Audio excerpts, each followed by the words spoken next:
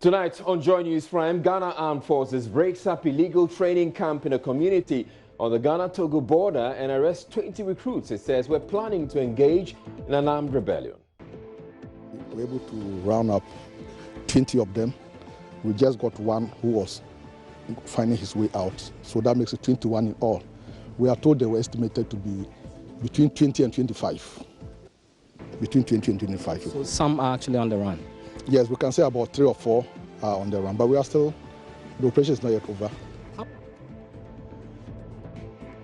After 930 fatalities involving passengers on board commercial vehicles, the welfare secretary of one of Accra's biggest transport terminals says he believes it's high time the law on seatbelts was enforced in Trotros. Our life than even is and wherever. It should be mandatory for every bus must have a seatbelt.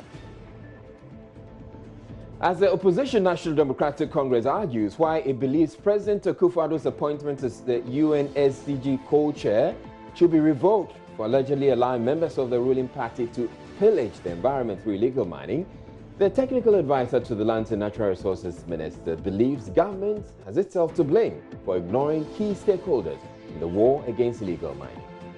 The Small Scale Miners Association had constituted a task force which was fighting illegal mining. Clearly, there were lessons they learned which we could have benefited from. Probably would have given us lessons which would have gotten us off to a better start than we did. In business, Finance Ministry set to disburse Eurobond cash after the funds finally hit Bank of Ghana's account. And then in sports, over 800 students of the Takrady Technical University, before we come to the sports, over 800 students of the Takrady Technical University will not be welcome to lecture rooms this semester for failing to register with the school during the 2019-2020 academic year. And then in sports, the Ghana Premier League is producing goals, and more goals, and leading the charge is Idriana Stars Yaya Mohammed, who celebrates his birthday today. We have an exclusive with him later. I am Israel and Joy News Prime comes to you live from the Joy News studio at Kokomlimli here in Accra, digital address GA0992539, where we're celebrating 25 years of fearless journalism. Stay tuned in.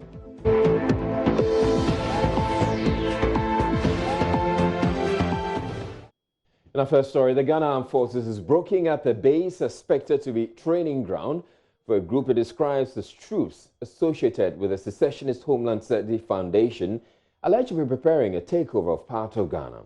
The group last year declared a section of the country independent. Troops from the 66th Artillery Regiment of the Ghana Armed Forces, in a dawn operation, rounded up 20 recruits undergoing training at a remote location 10 kilometers north of the Volta region town of Georgia, along Ghana's border with Togo. Upon interrogation, the arrested persons confessed they were made to believe they were being enlisted into the Ghana Armed Forces and were charged a fee of 800 cedis, only to be brought to the said location for training. Joy News' editor Fred Smith was embedded in a military deployment which carried out the operation. They were able to round up 20 of them.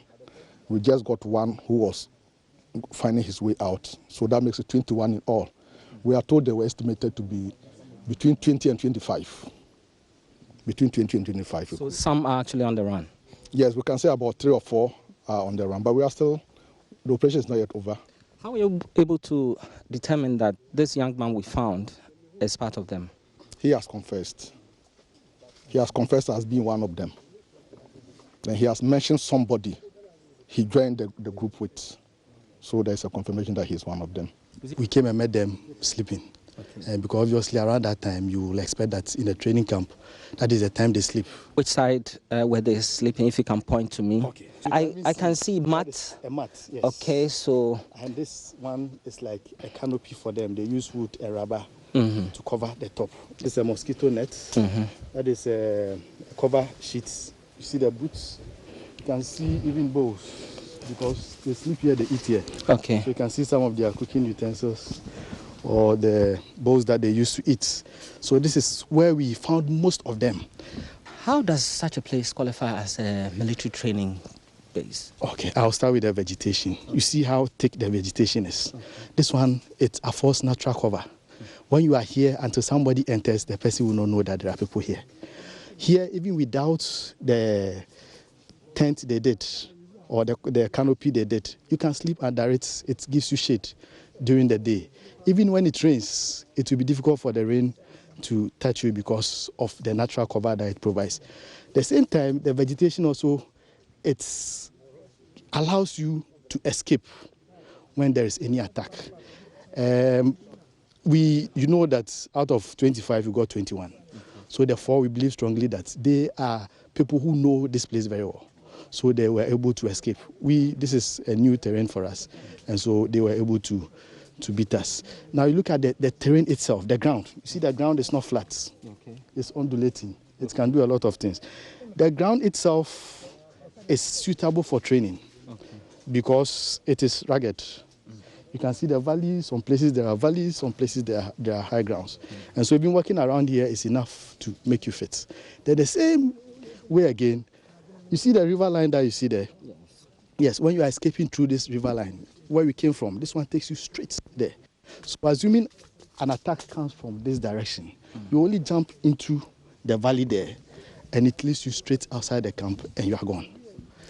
Does this give the indication that those behind this training camp are actually skilled in military matters? Well, as a professional military officer, if I am in charge of such a thing, I believe that I will do some of the things that I've seen.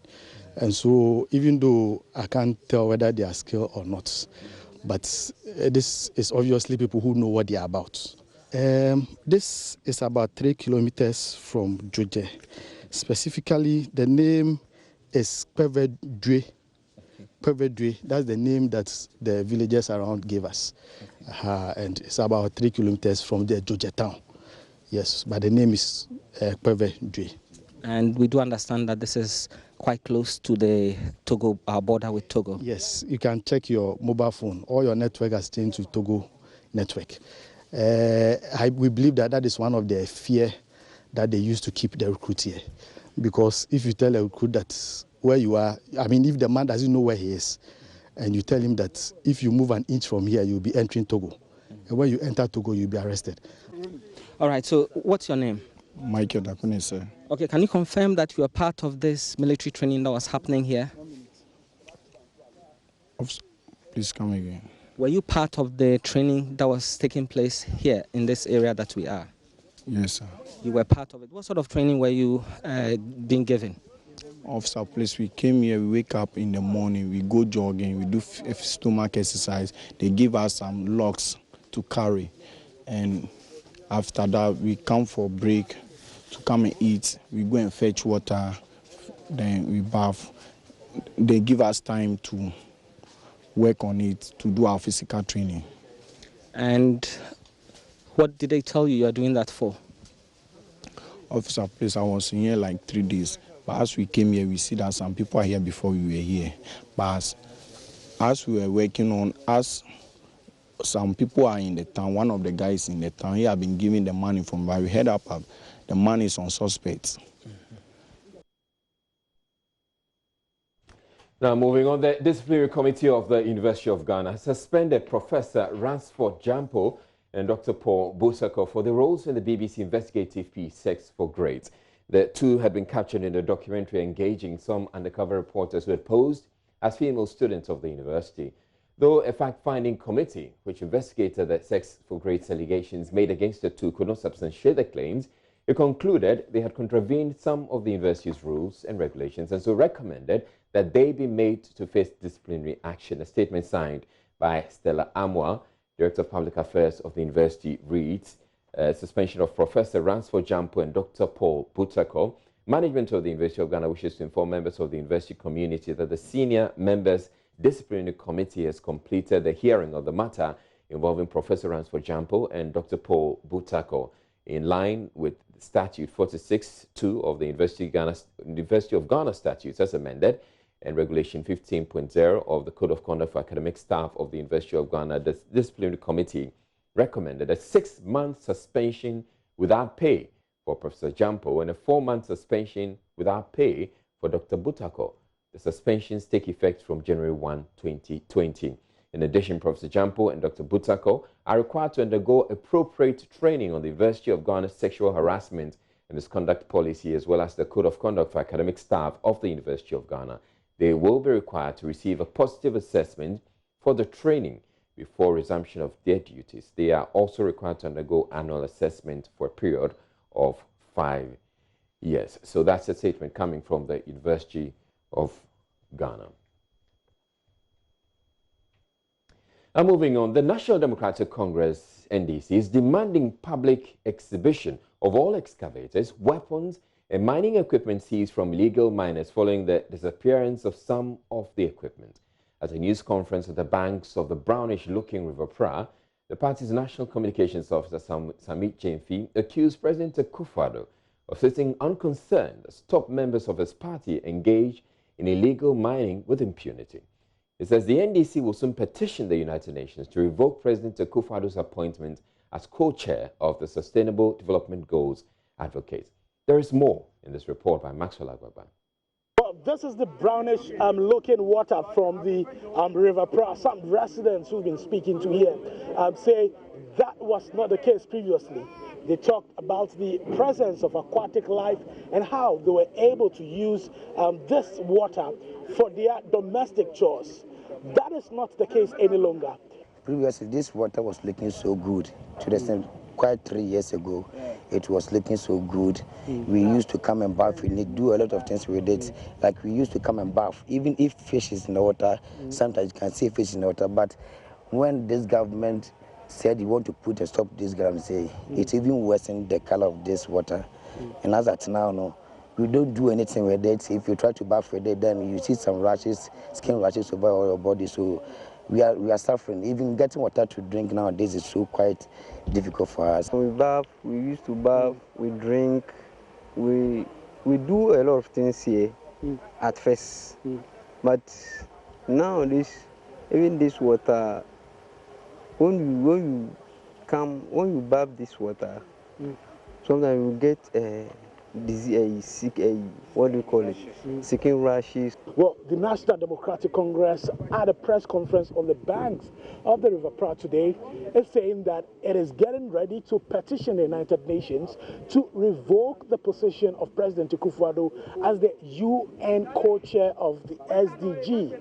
They say that appointment has to be revoked because President Akufo-Addo has not shown enough commitment to combat illegal mining, popularly known as galamsey. We shall petition the UN Secretary General, Antonio Guterres, to revoke the appointment of President Akufo-Addo as co-chair of the SDG advocates. And that petition will be ready by Tuesday.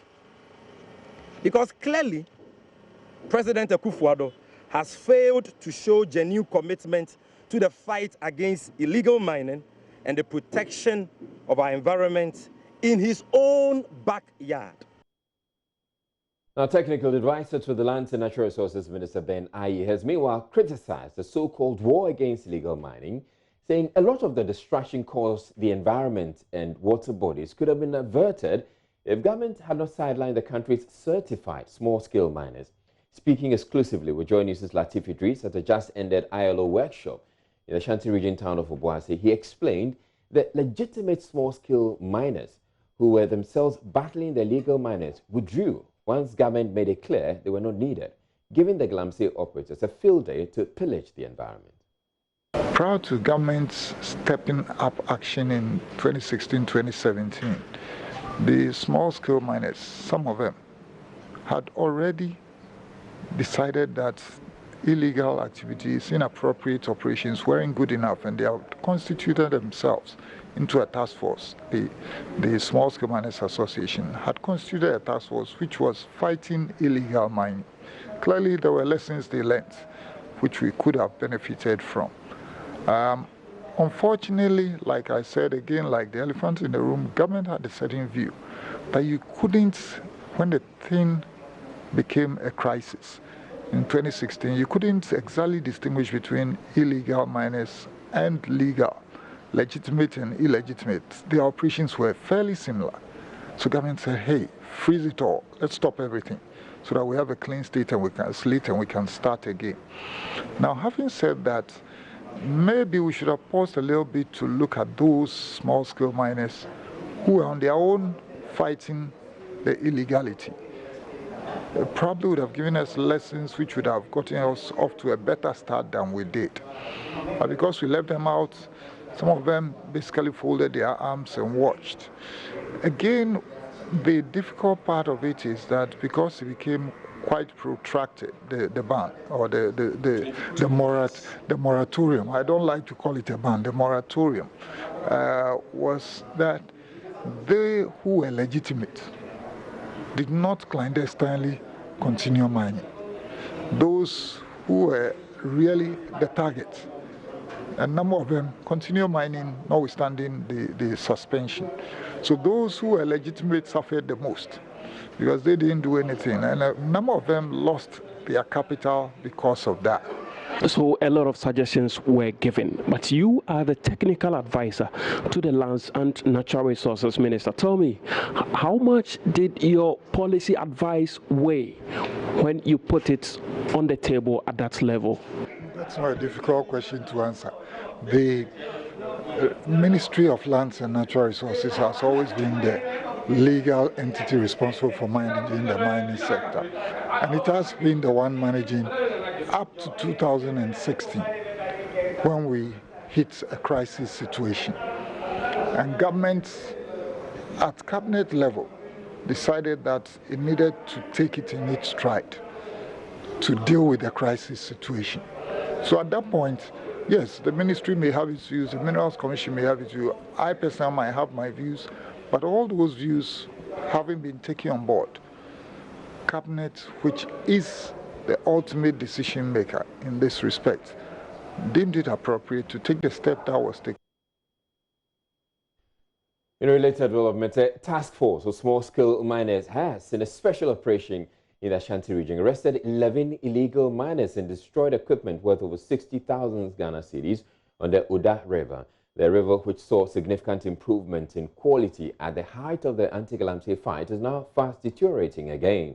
Leader of the task force, Safwando, wants swift prosecution of recalcitrant alluvial miners to deter others. Nane Aljima joined the task force on the exercise and filed this report.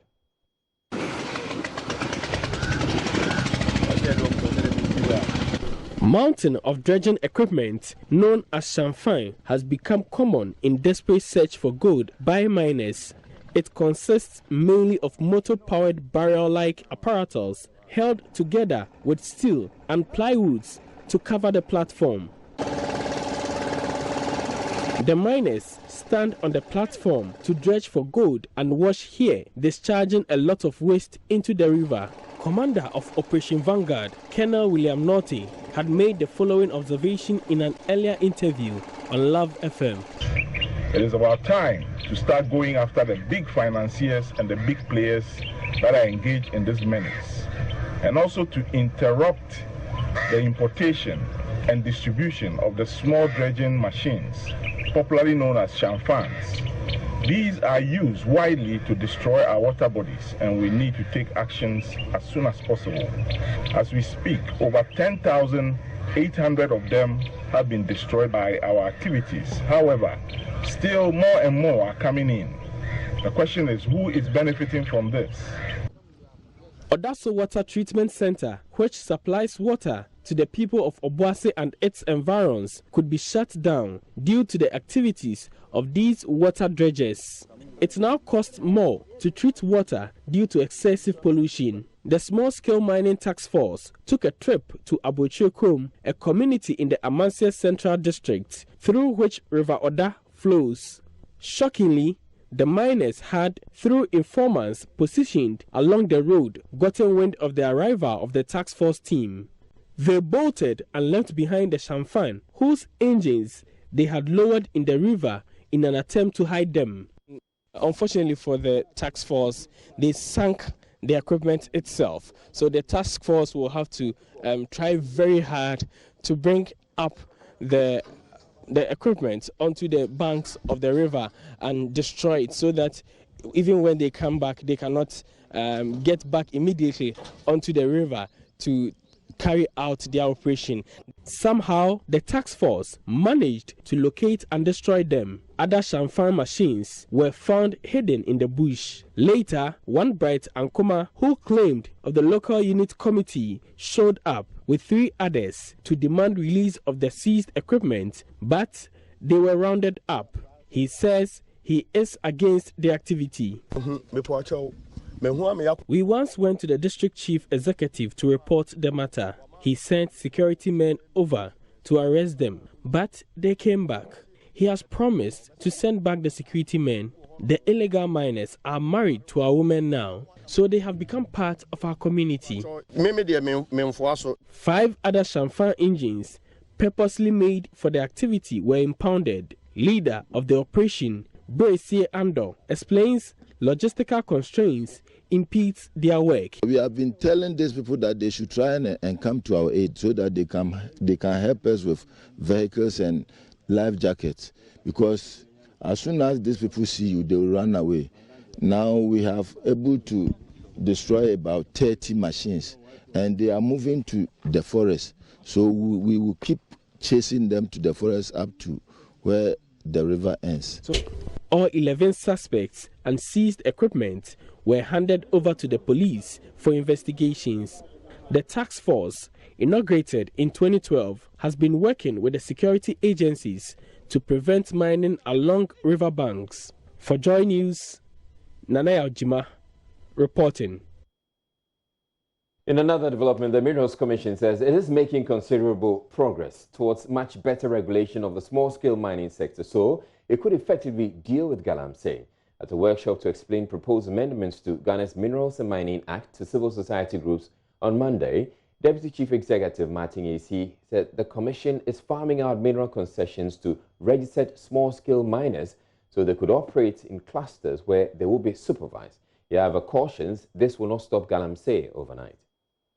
Galamsey, one of the critical issues, if you like, for galamsey is finding an area for them to work. The small scale mine. Yes, it's a very big issue. So essentially, what do? They jump on the concessions of other people, essentially large scale. Again, you don't just get up and then just group them and ship them somewhere. The fundamental issue is to get a place for them. So what we have done is we blocked out or demarcated areas for small scale. We are beginning to see applications now. But the critical thing is that if you just go and push them there, they will just go, and then after a few months or so, say, oh, look, there's nothing there, then they just go back to their old way of doing things. So we need to do what we call geological investigation. We have an agreement in geological survey that has the capacity and the money to do that. And we've already started with identifying 1 or 2 areas, and we're going to start the investigations in that area.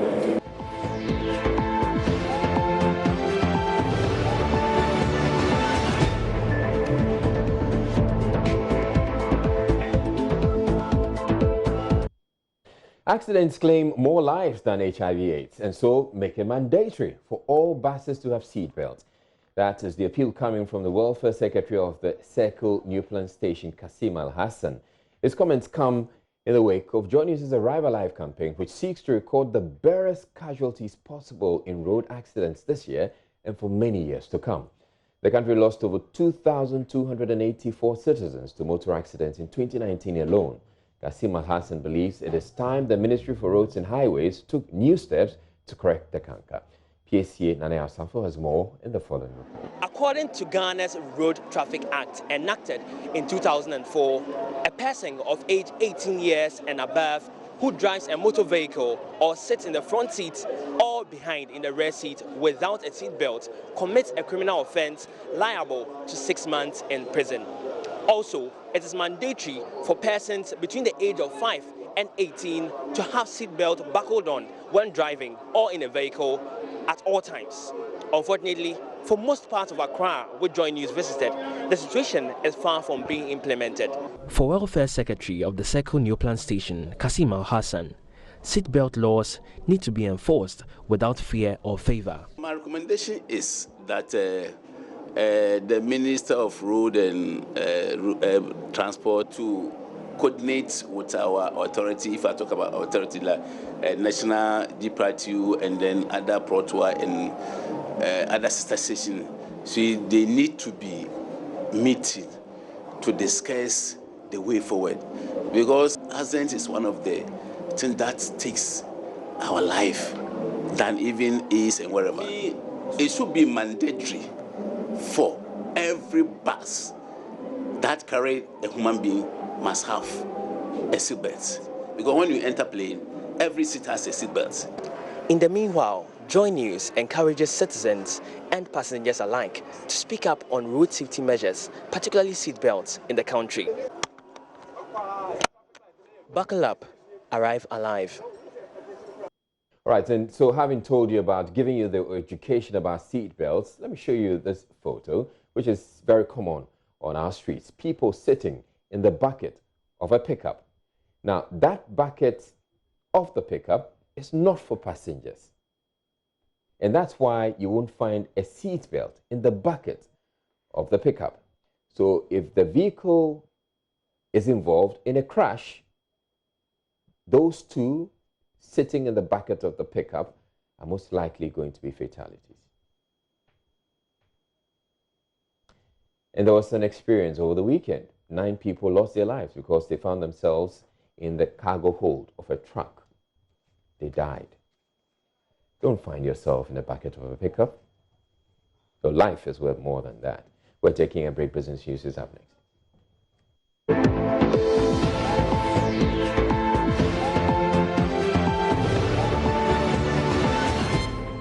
Celebrating 25 years of compelling business stories. Good evening to you. My name is Emmanuel Abuaji. Welcome to business. The Finance Ministry has begun the process of disbursing the latest Eurobond cash. This was after funds hit accounts of the Bank of Ghana last Tuesday. George Yafe has been following up on this, and he joins me in the studio with more. George, welcome. Thank you, Yafe. So could you give us some background to this Eurobond? Well, remember that 2 weeks ago, the Ministry of Finance, they began a roadshow. They ended up closing the whole arrangement in London, where they're looking at raising about $3 billion. In terms of bets that came, we had almost $13.5 billion. Now, the minister said that they are going strictly according to what was approved for them by Parliament. So they stuck to the 3 billion Ghana cedis that they were looking for. Now, before this finalization of this whole Eurobond exercise, the Ministry of Finance did some advanced borrowing from Standard Chartered Bank, one of the banks helping the ministry to raise this fund. And what they were trying, the whole idea about this Eurobond was how they can go out there, raise cheaper funds and finance old papers or expensive debts. Now, the last Eurobond that was issued was a little bit expensive than what they issued now. So they tried to do something they call refinancing, use the cheaper funds to pay off or buy back the other bonds that have already been sold to investors. And so in terms of the real amount that has hit the Bank of Ghana account, we're looking at somewhere around $2.5 billion. Less than $3 billion. But the bank has actually taken out $500 million that actually they advanced the Ministry of Finance before this whole roadshow exercise. So now the money is stashed in the Bank of Ghana's account. Yes, which areas is it going to? Now, again, you'll be asking where the minister will be directing these funds. Now, if you go through the prospectus and further engagement that we had with the Finance Minister, $1 billion of that amount should be going to help restructure the energy sector agreement and the debts, you understand? There are issues about how these independent power producers agreements were structured. Now, if you are trying to abrogate some of the contracts, you have to pay them off. A fraction of that amount will be going into paying off these independent power producers. We're going to look at paying off some of these energy sector debts that we have. Another $1 billion will also be helping them planting for food and jobs as well. And then the other ones, you're also looking at other commitment like, Minister has spoken about this year being the year of roads. So a significant amount of the funds are also going to go to some capital expenditure, being roads and the very critical sectors of the economy. So these are the areas that, based on the prospectus and engaging the Finance Minister, the funds will be directed to. Can we explore briefly the impact on the economy? Well, before I also look at the impact, I mean the drawdown. So it's not that the ministry can just go to a Bank of Ghana, give me my money. It's a process. Now, if, for instance, you're talking about roads out there, they draw their funding from certain banks. So if the Ministry of Finance makes a request to the Bank of Ghana that we need X amount of money to finance this project from Eurobond cash, what they're going to do is that they're going to transfer those funds to the correspondent banks that are funding that project. So it's several processes. It's not just that they go to the Bank of Ghana and then withdraw the money. In terms of impact on the economy, one is about the reserves of the Bank of Ghana. Okay. With these funds hitting in, you'll be looking at over $11 billion. And that gives some surety to investors that the Bank of Ghana is in a better position to support the city and finance our imports. So you're going to deal with those sentiments where people are rushing for dollars when they don't need it because they are not comfortable that come the next month, the Bank of Ghana will be in a better position to support the Ghana Which city. means a further appreciation of the Ghana city against it could solidify what we are witnessing right now in terms of the performance of the Ghana city and maybe further appreciation. Remember, don't forget that we are in the period that many people will call the pressure season, where normally the Ghana city depreciates. We're not seeing that right now. So it looks like this coming in will deal with that sentiment issues where you have people rushing to buy dollars when they don't need it. Also, talking about year of roots, if these monies have come in, then it means that those contractors who are waiting for these funds to come in will be paid. Could also be paid one way or the other. That could also help improve liquidity in the banking system. Thank you very much for that update. My colleague George Wiafe bringing us up to speed with the latest Eurobond cash, which has hit the Bank of Ghana's account. Away from that, government has inaugurated 7 technical working groups to formulate a local strategy for the implementation of the Continental Free Trade Agreement. The group, which is expected to begin work next week, will make significant input into the national strategy by government towards implementing the Continental Free Trade Agreement. Minister of Trade and Industry, Alan Kwadwo is of the view that the group will meet specific timetable for the program. Ebenezer Sabote has more in this report. 7 technical working groups are trade facilitation, trade policy, enhancing productive capacity, trade-related infrastructure, trade finance, trade information, and factor market integration groups. According to the Minister of Trade and Industry, Alan Kyerematen, the outcome of the work from this committee will be part of a national strategic plan by the government to take advantage of the most ambitious trade agreements on the continent. The minister charged the various groups to ensure that the policy document to be presented conforms with local industrial policies. Framework for the CFTA is only providing a market access opportunity for African countries that have ratified the agreement to take advantage of the African market. But it doesn't mean automatically that once you ratify the agreement that the benefits of the CFTA would accrue to you.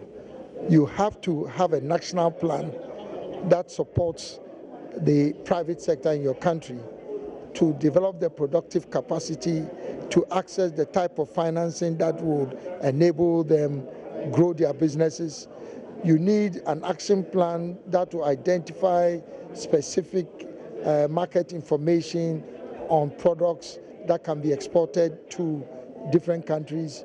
You need all these interventions to enable you benefit as a country from the CFTA. Minister for Information, Kojo Nkrumah, urged members of the committee to prioritize the agenda of boosting intra-African trade beyond the agreement. Because the real agenda that we have here today is to set up these committees that will help recommend to Ghana and for Ghana to come up with its action plan for boosting intra-African trade.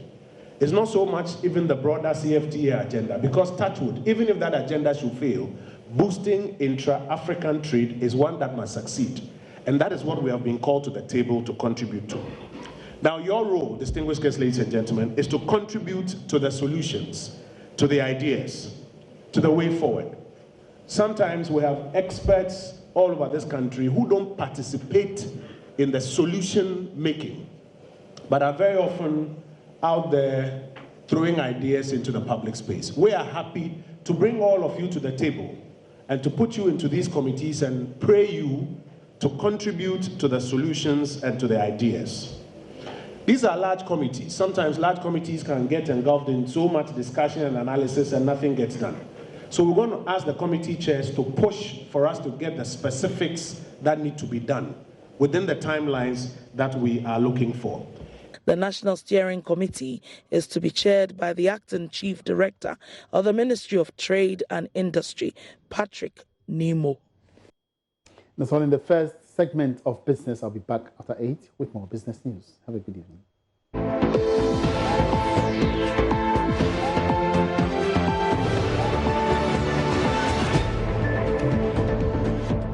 Now, the Food and Drugs Authority says its officers are on the market searching for contaminated frozen products which have been on shelves since March last year. The Veterinary Service Directorate of the Ministry of Food and Agriculture found the products to be contaminated after an alert. 3 of the 40-feet container full of the product have already been sold. Speaking with Giftiando Apia on the Pulse, Head of Communications at the Food and Drugs Authority, James Latte, said the FDA could have averted the sale of the frozen poultry products if they had been informed by inspectors of the contamination of the product. After clearance, FDA, we've not received any complaints, we've not heard anything until last week. Okay. When we had information that apparently there had been an alert that came to the veterinary services that the 4 containers were contaminated, the gizzard were contaminated, all the 4. All the 4 belonging to both Perez and God, Yes. Perfect God Enterprise. Good. Okay. And they had this information in April 2019. The veterinary service had this information in April 2019. That's according to them, April 2019. Okay. But the things were cleared in March, early March 2019. That's the 3 containers. Okay. So when they had the alert, they wrote to GAPOA. And then GAPOA informed them that 3 of the containers had already been cleared. So only 1 that is remaining. That's the one belonging to Perfect God. Okay. So that was retained. So that's the product that they were going to destroy last week that entered into this week. That we just, the story that we just played. So the point is this, honestly, until this destruction came up, FDA was never aware that there had even been any alert that the products were contaminated. This information came in April 2019, according to veterinary services. If FDA had been given information, though at that time the product had been cleared about a month, we could have immediately issued a statement, followed up with the importer, demanded a withdrawal, and around that time, within 1 month, we would have distributed all the products. So we could have even detained the one in his warehouse at the time that the alert came. Joining us to delve deeper into the gizzard issue is the Director of Public Health, at the Ghana Health Service, Dr. Bedu Sarkodie. Thank you very much, Dr. Sarkodie. Now, are you concerned that Ghanaians probably would have already ingested infested Salmonella gizzard? Hello, Dr. Sarkodie. If you can hear me, we're talking about the gizzard contamination issue, and what are we looking at here as far as you're concerned, being a public health director?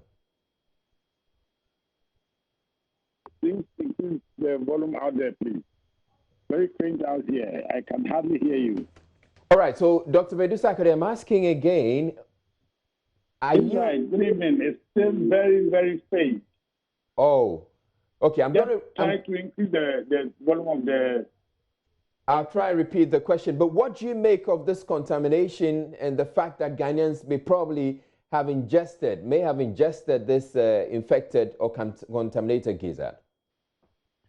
Yes, indeed. The producer earlier mentioned to me, will give a bit of details, indicating that there have been some containers of a gizzard or so that are said or supposed to or alleged to have been contaminated by Salmonella. Indeed, Salmonella germ or the bacteria is the causative agent for typhoid and other typhoid-related infections.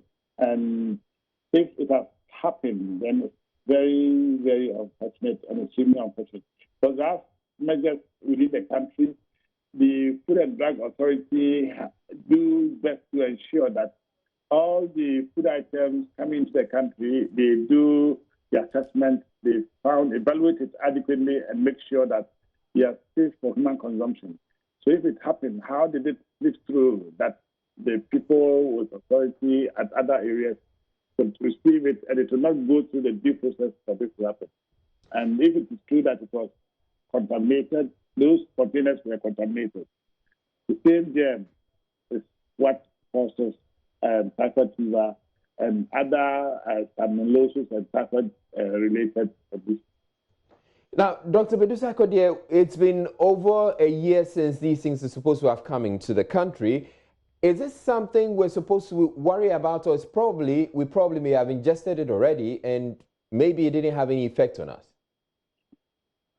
Nobody knows where the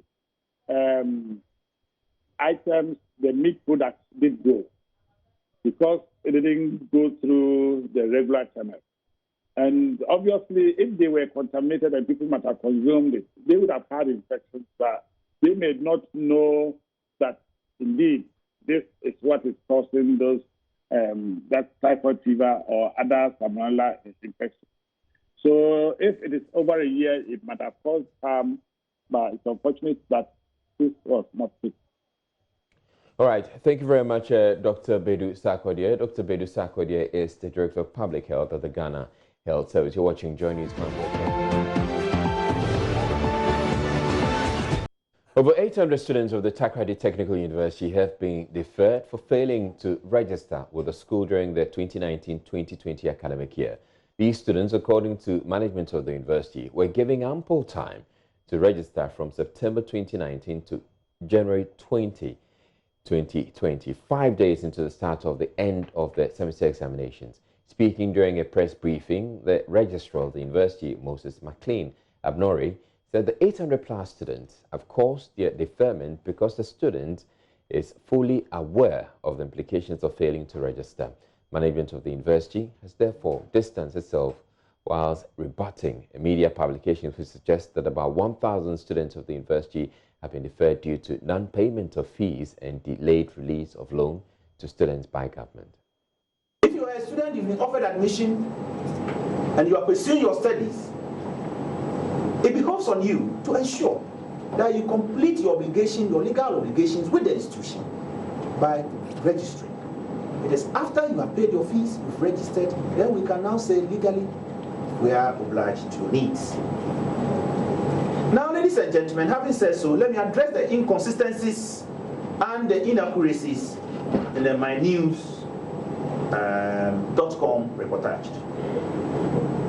It is not true, and I repeat, it is never true that those alleged to have been deferred were as a result of non-payment of fees or delayed release of the student loan. Our information is that in November 26 thereabout, the student loans were released to students. And the records are there to cross-check. In November, the student trust released the loans to those who had applied. So if people took the money and decided to use it for something else, that is another issue or matter altogether. Former news editor of the Inquirer newspaper, Raymond Archer, has described the demolition of his printing press at the Ghana Trade Fair Center as unacceptable. He says he's leaving the matter to his lawyers to deal with. According to Mr. Archer, no notification was served him, but admitted authorities of the facility some time back had said they were on a mission to redevelop the place and might carry out such an act. Mr. Archer is among over 10 people whose structures at the trade fair were destroyed last night. Efwa Evans Chinri has more in the following report. More than 10 structures made up of shops and a printing press were demolished Monday dawn. According to Raymond Archer, a former news editor of the Inquirer newspaper and owner of the printing press, he took the case to court after authorities announced the intention to redevelop the place. Mr. Archer claimed an injunction was issued by the court to stall the demolition exercise, but authorities at the trade fair company carried out the exercise without their consent. He said he legally acquired the property and doesn't expect to be treated in an unfair manner. What has been happening with us and trade fair is that about a year ago, they said that they wanted to redevelop the trade fair. So we said, okay, we're happy that the trade fair gets redeveloped, because it came to a point where we even had to bring light here. Things were not the best. Then they told us that, well, in redeveloping the place, we had to leave the trade fair. So I said to them, we're here not by the fact that we just came here and sat here and took your land and stayed on it. We applied for this land. You gave us this land. You supervised the construction of our factory. So even if there's going to be redevelopment, I thought the best thing was, one, to at least include us in the redevelopment, or two, to alert us that, okay, look, we think that we want you to leave, but these are the terms under which we want you to leave. They said they were not interested in anything. They just wanted us to leave so that they can bring their own businesses here. So it was one harassment after the other. So we decided that we're going to go to court. So we went to court and we got an injunction on the trade fair. Last Wednesday, they went to court to remove the injunction. And our lawyer immediately filed an appeal and a stay of execution and served them as at Thursday and Friday. This happened on Wednesday. So they were served on the last one on Friday. Then Sunday night, with all those things pending, they decided to come here and come and destroy the factory completely. At the end of the day, even if they were going by the judgment and they wanted to even ignore the other procedures that were pending against them, there are procedures legally to follow to come and do a thing like this. This is not, excuse my language, tomatoes we are selling here, that you can just get up one morning and move them away. We bought this equipment from 4 countries, India, China, UK, and the US. If we want to uninstall these machines, we will have to bring the engineers from the UK and from all these 4 countries back here. Asked about what he intends to do next, Mr. Archer answered that his lawyers will handle the matter. The way it works at trade fair is very simple. If you want to have a business here, you first will apply to the trade fair. Mind you, mine is not, I'm not renting a trade fair building. I'm paying them ground rent. I rented the land from them and built my own structure on it. So what I did was, that was somewhere over 10 years ago, I applied to trade fair that I had a packaging business that I wanted to set up. So I needed a facility to build a factory. They brought me here and allocated this land to me and collect rent religiously for the past 10 years. So to tell you, we are tenants here. We are legal tenants of the trade fair. So we will just now look at our legal, our lawyer, to look at the best way and the most legal way forward at the moment. Authorities of the facility were unavailable to comment on the matter. And that'll be all for the bulletin. But before we go, if you often drive around town, you probably would have seen the glaring danger motorbike and tricycle riders pose to other road users as well as themselves. They hardly ever stop at traffic intersections. The experts are cutting in front of other vehicles and riding between lanes, grazing other vehicles while at it. The danger is accidents involving motorbikes and tricycles often result in serious injuries and sometimes death. Our hotline documentary, Tricycle Invasion, is by Love FM's Nana Asenso Mensah, and that comes up. And if you stay tuned in, I'm Israel. Thank you very much for watching. Have a good night.